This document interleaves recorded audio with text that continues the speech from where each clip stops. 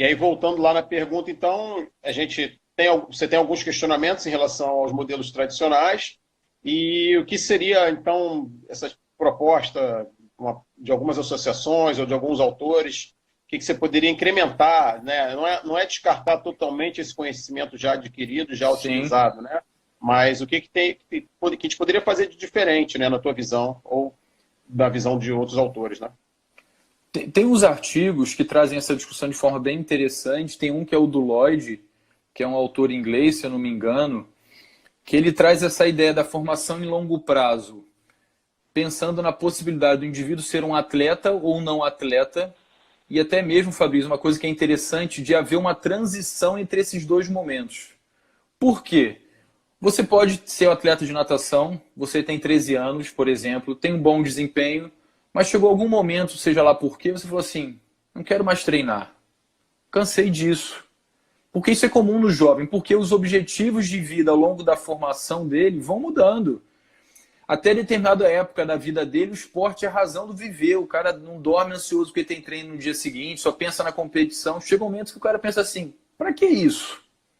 Se ele não foi bem informado para entender o porquê daquilo, ele abandona o esporte.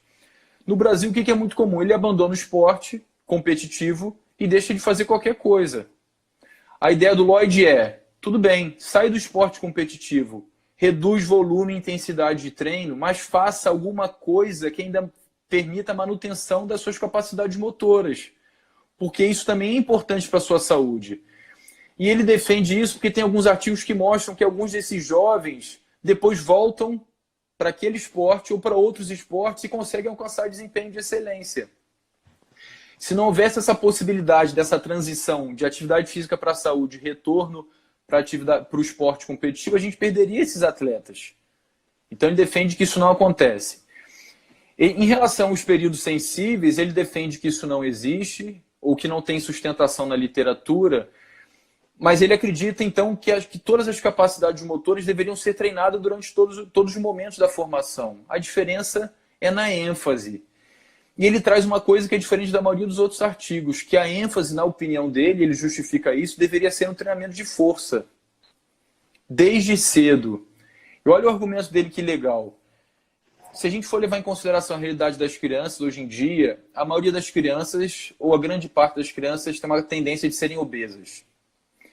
Se a gente for inserir essas crianças no esporte, onde geralmente a ênfase maior é dada na parte aeróbica, dificilmente elas terão um bom desempenho, porque elas são mais pesadas do que as outras. Então isso é uma sobrecarga mais para o sistema dela. Por outro lado, se você dá importância a exercícios de força, possivelmente essas crianças terão um melhor desempenho, porque existe uma relação entre massa corporal e força. E você consegue englobar essas crianças no processo de preparação. E, além disso, a melhora da força é importante na prevenção de lesões e na formação do atleta como um todo. Então, acho que essa é a ideia principal dele.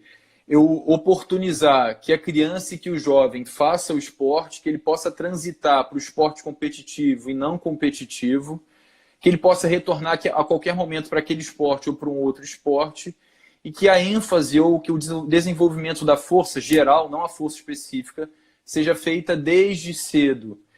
Uma outra coisa que ele aponta é que essas crianças que geralmente entram no esporte, elas entram e geralmente se machucam, porque eram destreinadas, porque não eram bem condicionadas, não conhecem o esporte. Então, essa defesa que ele traz vai fazer com que isso não aconteça.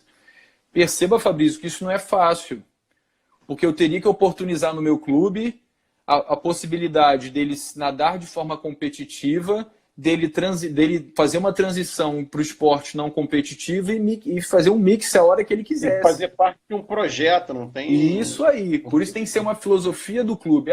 Não vamos nem pensar num projeto do governo, porque é exigir demais. O clube tem que ter uma filosofia que seja sólida e isso seja passada para os treinadores para que o processo aconteça. Senão cada um puxa a corda para um lado, não vai dar certo.